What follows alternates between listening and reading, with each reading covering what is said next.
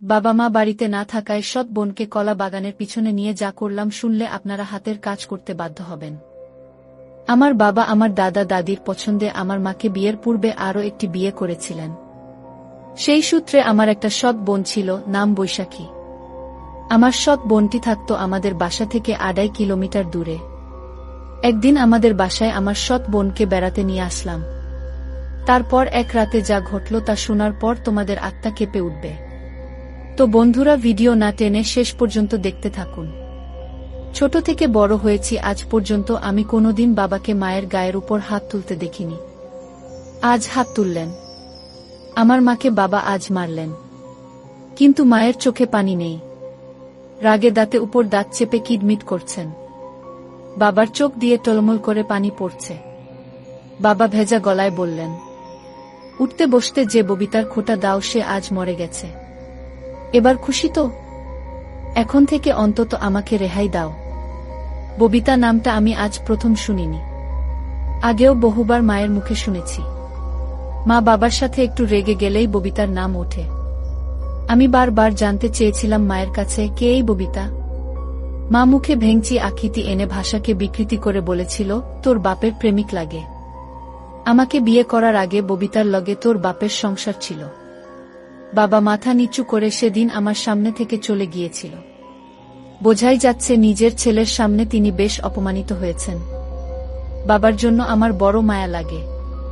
মায়ের এই গালি প্রতিবাদ বাবা কোনোদিন করেননি, কিন্তু আজ প্রতিবাদ করেছেন। প্রতিবাদের ভাষা ছিল সজোরে একটি থাপড়। অতীতের এত বছরের রাগ বাবা একটি থাপড়ে কমাতে পেরেছেন তো?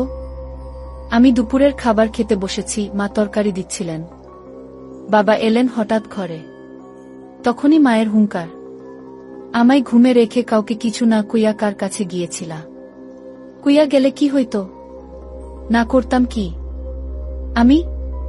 এত বছরেও না কইরা ফিরতে পারছি। বাবা এগিয়ে এলেন, থাপড় দিয়ে ববিতার মৃত্যু সংবাদ প্রকাশ করলেন।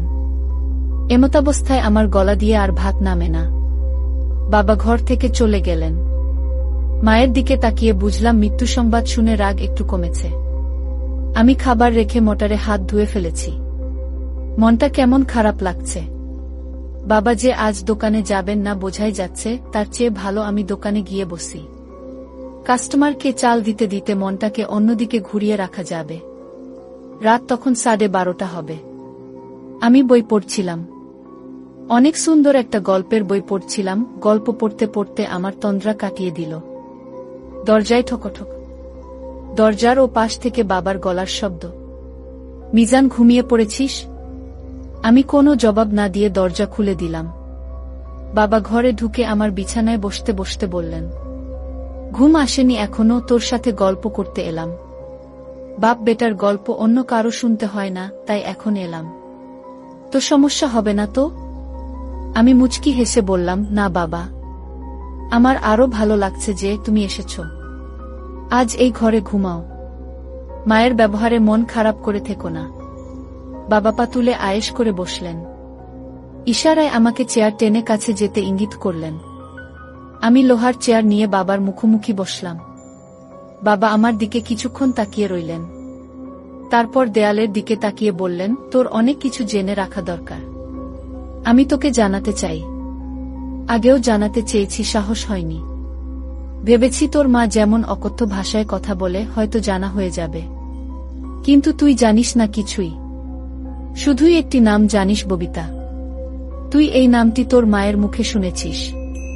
যতবার শুনেছিস আমি লজ্জা পেয়েছি, বলতে পারিনি কিছু। আজ বলবো।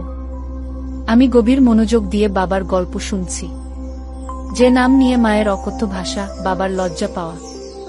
অজানাকে জানতে অবশ্যই মনোযোগী হওয়া প্রয়োজন। বাবা একনাগারে গল্প বলছেন। লুকায়িত এক গল্প। তোর মায়ের মুখে ববিতা নাম শুনে হয়তো ভেবেছিলি আমার অন্য কারো সাথে কোনো সম্পর্ক আছে। সত্য হলো, ববিতার সঙ্গে আমার কোনো সম্পর্ক নেই। ববিতা আমার বিয়ে করা প্রথম স্ত্রী ছিল। তোর দাদা দাদি পছন্দ করে বিয়ে করিয়েছেন। তোর দাদার বাড়ির কাছেই। আমরা যে এত বছর ধরে তোর দাদা দাদিকে রেখে শহরে থাকি, তার একটি কারণ এই ববিতা। তোকে নিয়ে যে প্রতিবার তোর দাদার বাড়ি যেতাম আমি তোর সাথে সাথে থাকতাম, যেন আমাদের গ্রামের কারো কাছ থেকে এ বিষয়ে কিছু শুনতে না হয়।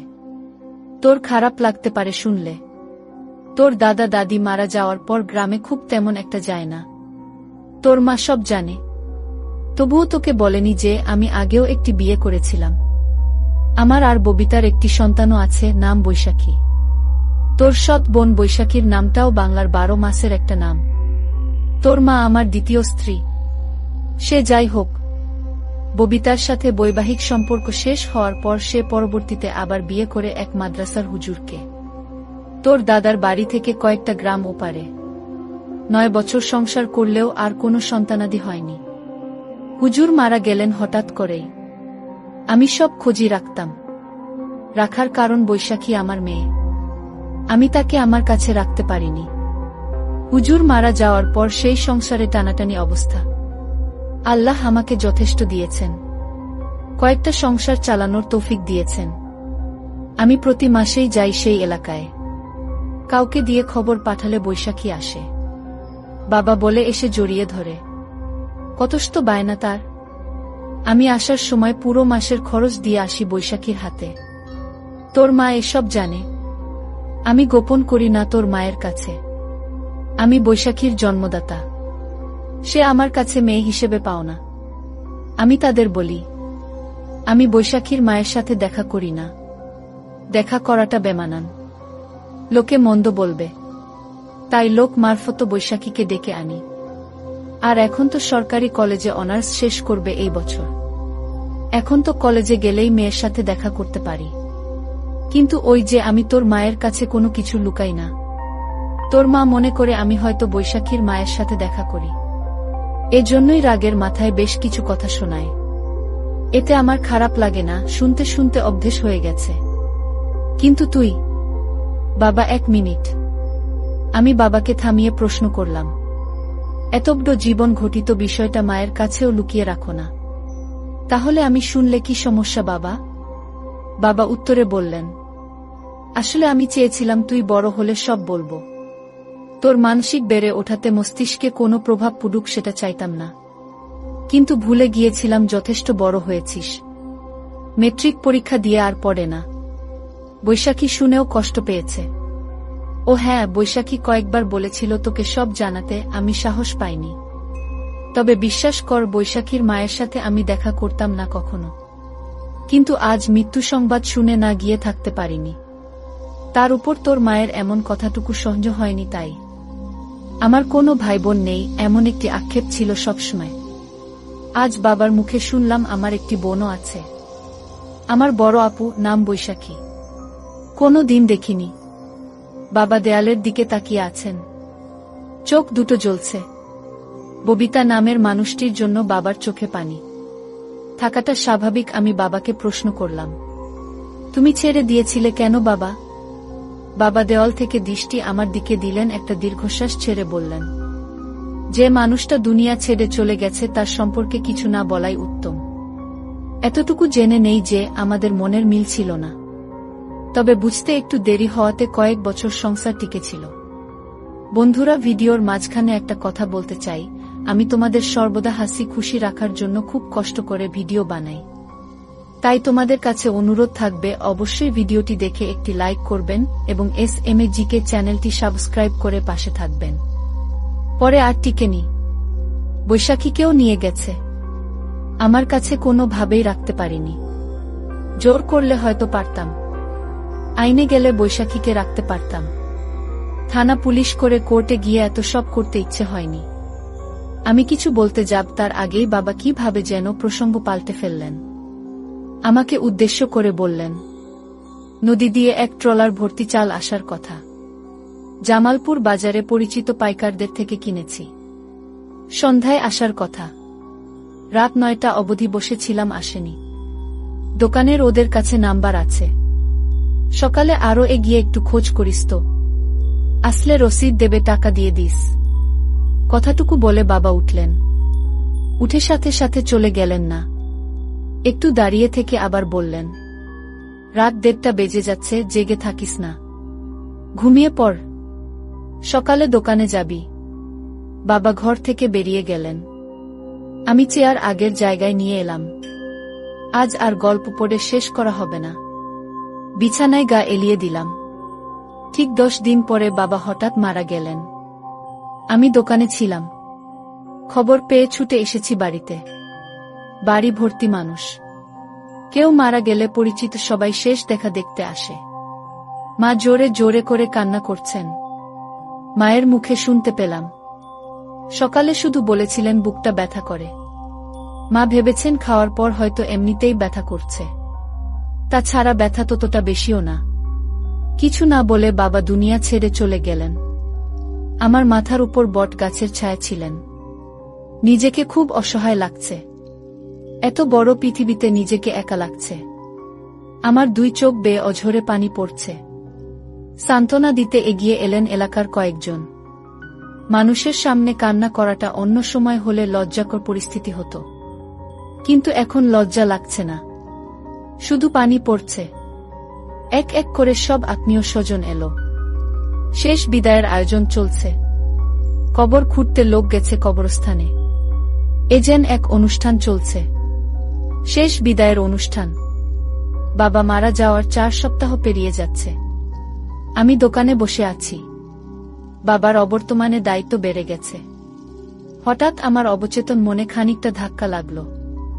বৈশাখী আমার একটা মাত্র বোন। বাবা মরেলে তাকে তো খবর দেওয়া হয়নি। আমার কাছে তো ফোন নাম্বারও নেই। বাড়িও চিনি না, কোনো গ্রামে থাকে। বাবাকে শেষ দেখা হয়নি তার। এটা তো তার প্রতি মস্ত বড় অন্যায় হয়েছে। মায়ের কাছে কি আপুদের বাড়ির ঠিকানা আছে? না, মাকে কিছু বলা যাবে না। দাদার বাড়ির কেউ কি জানে? ভাবতে ভাবতে হঠাৎ মনে পড়ল, বাবা বলেছিলেন বৈশাখী আপু ঢাকা সরকারি কলেজ থেকে এবার মাস্টার্স শেষ করবেন। আমি বসা থেকে উঠে দাঁড়ালাম। একটা মস্তবড় ভুল হয়ে গেল। আপুকে বাবার মৃত্যু সংবাদ জানানো দরকার ছিল। ঢাকা সরকারি কলেজের উত্তর দিকে মাস্টার্স ভবন। আমার পরিচিত কেউ নেই এখানে। মাস্টার্স ভবনের সামনে অনেকেই আছে। আমি এগিয়ে গেলাম। সবাই বয়সে আমার বড়। একসাথে 5-6 জন কথা বলছে দাঁড়িয়ে। আমি গিয়ে সালাম দিলাম। জানতে চাইলাম মাস্টার্স শেষ বর্ষের বৈশাখী নামের কাউকে চিনেন কিনা। সাথে সাথে একজন ডান দিকে তাকিয়ে একটু মাথা উঁচিয়ে বলল, এই বৈশাখী তোকে কেউ খুঁজতে আসছে। আমার চোখ যেন অপেক্ষা সইছে না। কেউ একজন এগিয়ে আসছে। আমার কয়েক বছরের বড় হতে পারে। দেখতে খুবই সুন্দর। ইচ্ছে করছে এখনই চিৎকার করে বলি আমি তোমার একমাত্র ভাই মিজান, কিন্তু বলতে পারিনি। আমার গলার স্বর কি ভেজা বুঝতে পারছি না। সে বলল, আমাকে খুঁজছো? কে তুমি? আমি বললাম, আপনার কথায় কি বলবো ভেবে পাচ্ছি না। আসলে কি, আমি পরিচয়ের শুরুটা কিভাবে করব? মুখ ফুটে বললাম, আপু আপনার সাথে কিছু কথা আছে, খুব জরুরি। একটু এদিকে আসবেন। মাস্টার্স ভবনের সামনে দুর্বা ঘাসের শীতল পাটির মতো বিছানা পাতা। আমি আপুকে নিয়ে একটু আড়ালে গেলাম। আপুর কৌতূহলী চোখ। হঠাৎ বললাম, আমি সরিষাবাড়ি থেকে এসেছি। আমার নাম মিজান।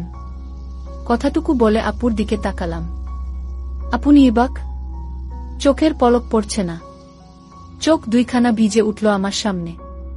আর একটু এগিয়ে এসে আপু বলল, তোমাকে দেখার ইচ্ছে ছোটবেলা থেকে। আমার একটা ভাই আছে আর তাকে আমি কখনো দেখিনি। এই কষ্টটা আমার অনেক বছরের। কত বড় হয়ে গেছো তুমি? আমার দৃষ্টি নিচের দিকে। ইচ্ছে করছে নিজের চোখের সাথে যুদ্ধ ঘোষণা করি। আমার চোখ থেকে এখন যেন কোনো পানি না পড়ে। আমি হাজারো চেষ্টা করে যাচ্ছি আটকাতে। আটকাতে আর পারলাম কই। এরই মধ্যে আপু আবার বলল, বাবা মারা যাওয়ার দিন গিয়েছিলাম তোমাদের বাড়িতে। দোকান থেকে সোহেল নামের কেউ একজন ফোন করেছিল। তোমাদের বাড়ির ঠিকানা নিয়ে গিয়েছিলাম। আধা ঘন্টার মতো ছিলাম। সবাই কান্না করছে। মানুষের ভিড়ে আমিও বাবার মুখখানি শেষবারের মতো দেখে নিয়েছি। দেখে কান্নাও করেছি। কিন্তু কেউ জানে না আমি কে। তোমাকেও খুঁজেছি। জিজ্ঞেস করিনি কারো কাছে। কে কবর খুঁড়তে গেল, কে বাজারে গেল। এসব বলার সময় শুনলাম তোমার নাম। কেউ একজন বলছে মিজান কাপড় কিনতে গেছে। আমি আর সেখানে থাকিনি, চলে এসেছি। মাথা তুলে তাকাতে খুব ইচ্ছে করছে, কিন্তু চোখের পানি লুকাতে পারবো না। আপু আমার চোখের পানি মুছে দিচ্ছেন। বড় বোনের বুঝি এত মমতা থাকে, এত দাম থাকে? আপু আমার চোখের পানি মুছে দিয়ে বললেন, তুমি ছোট হলেও এখন তোমার দায়িত্ব অনেক। মায়ের দিকে খেয়াল রেখো। আমি দোকান থেকে আসার সময় 25,000 টাকা নিয়ে এসেছি পকেটে ভরে। টাকাটা বের করে আপুর হাতে দিয়ে বললাম, আমি এখন আর ছোট নেই আপু, অনেক বড় হয়েছি। মায়ের খেয়াল যেমন রাখতে পারব তেমনি আপুর জন্য এই ভাইটি আছে। আপু একটু চমকালেন বোধ হয়। তারপর টাকাটা আমার হাতে দিয়ে বললেন, আমি তোমার চেয়েও বড়, এখন আমার টাকা লাগবে না। মামার বাড়িতে থাকি এখন। আমি টাকা ফেরত না নিয়ে বললাম, টাকা নিতেই হবে। আপুর সব দায়িত্ব এখন থেকে তার ভাইয়ের। বাবা শুধু আমার একার নয়, তোমারও বাবা। তোমারও অধিকার আছে। আমাকে শুধু আপু ডাকতে দিও, বঞ্চিত করো না। মাস্টার্স ভবনের সাক্ষী হচ্ছে দুই ভাইবোনের চোখ থেকে গড়িয়ে পড়া পানি। সামনে এগোচ্ছি। দোকানে যেতে হবে, দোকান থেকে বাড়িতে। মা কয়েকদিন ধরে মনোহরা থাকে। মায়ের কাছাকাছি থাকাটা দরকার, গল্প করা দরকার। সব দায়িত্ব এখন আমাকে পালন করতে হবে। রিকশায় উঠে কিছু দূর এসে পেছন ফিরে দেখি আপু তখনও আমার চলে আসা দাঁড়িয়ে দেখছে, যেন ভাইকে বিদায় দিতে মন যাচ্ছে না। তার কিছুদিন পর আমি আপুকে বললাম, আপু তোমাকে আমাদের বাড়িতে নিয়ে যেতে আসলাম।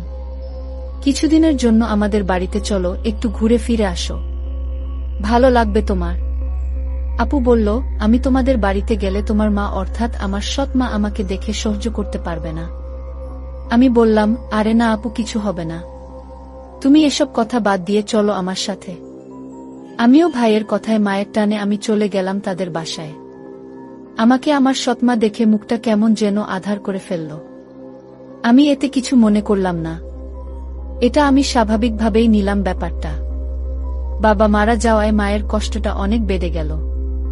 আপু আমি তোমাকে এখন থেকে কষ্ট করতে দেব না। যা প্রয়োজন তুমি আমার কাছে চাইবে আমি দিব, কারণ আমার একটা মমতাময়ী বোন আছে। আমি তা জানতাম না। আমার বাবার মৃত্যুর কিছুদিন আগে আমার কাছে বলেছে তোমার কথা, তাই আমি জানতে পারলাম যে আমার একটা বোন আছে। আজ আমি অনেক খুশি এমন একটা বোন পেয়ে। আমার মা আমার সাথে বলতো, তোর কোনো ভাই বোন নেই, কিন্তু বাবা আমাকে মৃত্যুর আগে বলে গেল। বাবা এতটা দায়িত্বশীল ছিল যে আমাকে কোনোদিন কষ্ট কি জিনিস বুঝতে দেয়নি। জানো আপু, আমার মা আমার বাবাকে প্রতিদিন খারাপ কথা বলতো। এর একটাই কারণ, বাবা তোমার সাথে দেখা করত, তাই এটা বাবা আমাকে বলে গেছে। বাবা কোনোদিন মায়ের কথায় রাগ করেনি। এসব গল্প করছিলাম, হঠাৎ মায়ের ডাক পড়ল, কি রে তোরা খাইতে আয়। আমার টেবিলে গিয়ে বসে খাবার শেষ করলাম। তারপর আমার রুমে আমার শ্রদ্ধেয় বড় বোনকে নিয়ে সুখ দুঃখের গল্প করছিলাম অনেকক্ষণ ধরে। আমার মা চাইতো না আমি আমার বোনের সাথে গল্প করি, বোনকে লেখাপড়া করার জন্য সাহায্য করি। আমার মা আমাদের দুজনেকে গল্প করতে দেখে পাড়ার মানুষকে নিয়ে আসলেন আর বললেন, দেখো তোমরা সবাই আমার ছেলেকেও বৈশাখী জাদু করে ফেলেছে। আমার ছেলে আমার কোনো কথাই শোনে না। আগে শুনতো। আমি মাকে বললাম, না তুমি এ কি বলছো? আমার বোনকে তুমি এত মিথ্যা অপবাদ দিচ্ছে। মা তুমি এতটা নীচ হতে পারলে কিভাবে? আমি আমার শ্রদ্ধেয় বড় বোনকে নিয়ে আসলাম আমাদের বাড়িতে কিছুদিন বেরিয়ে যেতে, আর তুমি কিনা আমাদের মিথ্যা অপবাদ দিচ্ছ। তোমাকে মা বলতে আমার ঘৃণা করছে মা। আমরা ভাই বোন। আমরা রুমে বসে বাবা আর তোমার জীবন কাহিনী নিয়ে আলোচনা করছিলাম, আর তুমি কিনা গ্রামের মানুষকে বলছো আমার বোনের সাথে। না মা, আমি ভাবতেই পারছি না। গ্রামের মানুষও কুসংস্কারে বিশ্বাস করত, আর তাই তারা ভেবে নিল আমার বোনের সাথে কিছু একটা আমার হয়েছে।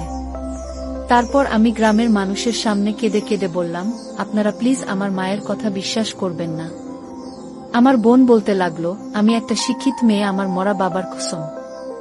সে আমার ছোট ভাই, তাকে নিয়ে আমি অন্য কিছু ভাববো? এটা আপনারা কি করে ভাবলেন? আপু ও আমার কথা শুনে গ্রামের মানুষ বিশ্বাস করল। আমাদের কেন মিথ্যা অপবাদ দিল? আর গ্রামের মানুষও জানতো আমার মা বাবার সাথে প্রতিদিন গন্ডগোল করত। অথচ বাবার কোনো দোষ ছিল না। তাই গ্রামের মানুষ খুব সহজেই আমার বোনের কথা বিশ্বাস করে নিল। তার জন্য গ্রামের মানুষ আমার মাকে শাস্তি হিসেবে 2 মাসের জেল খাটতে দিয়েছিল। তো বন্ধুরা, আজকে এই পর্যন্তই। ভিডিওটি দেখার পর যদি তোমাদের ভালো লাগে তাহলে অবশ্যই একটি লাইক করবেন এবং কমেন্ট করে তোমাদের মতামত জানাবেন। আর চ্যানেলটি সাবস্ক্রাইব করে সাথেই থাকবেন। ধন্যবাদ।